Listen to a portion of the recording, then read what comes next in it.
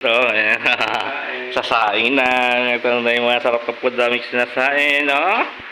May uto kami ni Chris eh. Magbibenta kami. Bili ka na maka.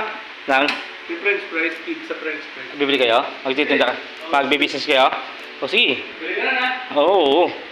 Para bili ito promote mo rin na. Ito yung kakainin namin ngayon, no? Pro-promote mo rin, no? Oo, ano? Lucky Me Chicken Baking Beef and Mommy and Season Spicy of Italian recipe of made in China. In Hong Kong pinagsama, no? China and Hong Kong with Lucky Me Japanese in ngayon pa si Reyang Pang niya, no? Ano na? Kaya Lucky Me Chicken Ma, no? You know?